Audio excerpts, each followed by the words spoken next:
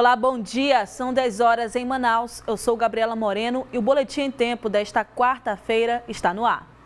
O Ministério Público, por meio da polícia, cumpriu ontem mandados de busca e apreensão na casa de ex-diretores da Superintendência de Habitação do Amazonas, a SUAB, na gestão do então governador interino, Davi Almeida.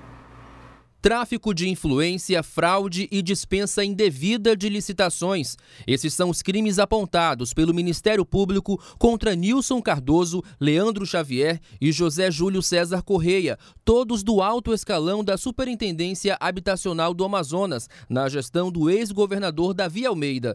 Eles contrataram uma empresa de consultoria mineira sem licitação. A empresa ESO deveria realizar serviços de recuperação de valores junto à carteira do Fundo de Compensação de Variações Salariais, gerido pela Caixa. Mas uma fraude foi identificada no contrato. Apenas pela identificação e sem qualquer recuperação para o Estado, a empresa receberia 5 bilhões de reais. Chama mais atenção os valores vultosos, realmente muito significativos, com valores assim tão altos, deveria ter um rigor muito maior. De acordo com as investigações do Ministério Público do Estado, a contratação da empresa não demonstrava nenhum interesse para a sociedade, apenas para os ex-diretores da Superintendência de Habitação.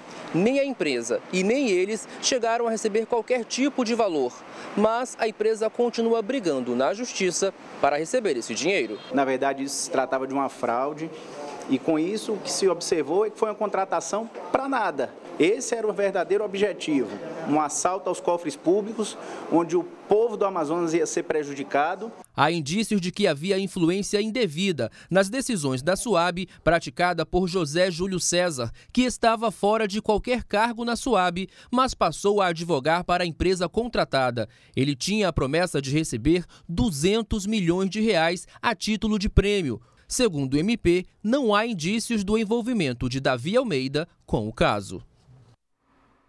Em nota, Davi Almeida afirma que apoia as investigações do MPE e espera que os investigados tenham direito à ampla defesa, e ele também alega que não é alvo das investigações e que a Secretaria de Habitação do Amazonas tinha autonomia administrativa. Ele conclui dizendo que é o maior interessado no bom andamento das investigações.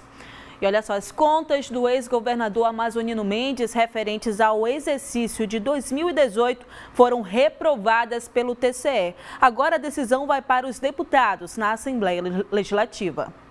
Pedaladas fiscais, desvios de finalidade no uso de recursos do Fundo de Desenvolvimento da Educação, o Fundeb, e o alívio dado pelo governo aos devedores. Foram estes os motivos que levaram o Pleno do Tribunal de Contas do Estado a reprovar as contas do ex-governador do Estado, Amazonino Mendes. Com a decisão, o ex-governador poderá ter os direitos políticos cassados e responder pelos desvios de conduta na administração dos negócios do Estado. Relator das contas, o conselheiro Josué Filho apresentou voto favorável à aprovação, mas acabou sendo vencido na discussão por 3-2. Eu não vejo motivos aritméticos na análise orçamentária e execução financeira para tal.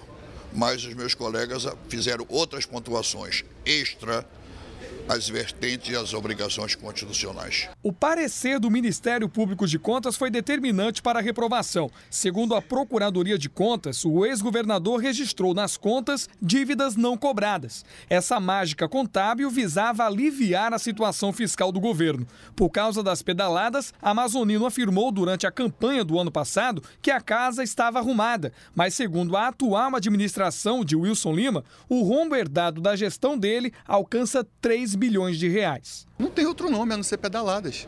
Ou seja, cancelaram empenhos para diminuir o percentual que ficaria para o ano seguinte. Isso é inaceitável, isso daí nós não podemos tolerar.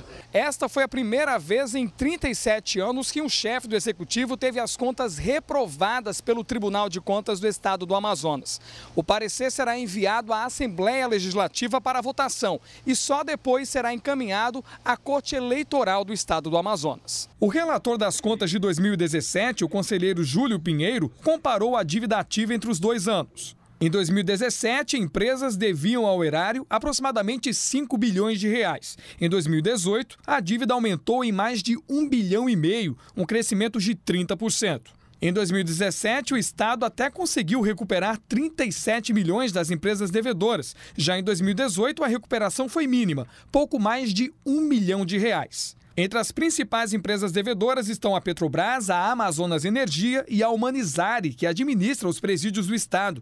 Juntas, as três empresas devem mais de R$2 bilhões aos cofres públicos do Amazonas. O parecer do Tribunal de Contas será apreciado pelos deputados estaduais na Assembleia Legislativa. Os parlamentares podem votar contra ou a favor da decisão da Corte de Contas. Em entrevista a um site de notícias, Amazonino Mendes considerou a reprovação das contas um excesso absurdo de zelo do Tribunal de Contas e disse que se sente injustiçado com a decisão. São 10h05. No próximo bloco, mesmo cercada de água, Manaus enfrenta constantemente problemas com abastecimento. É já já.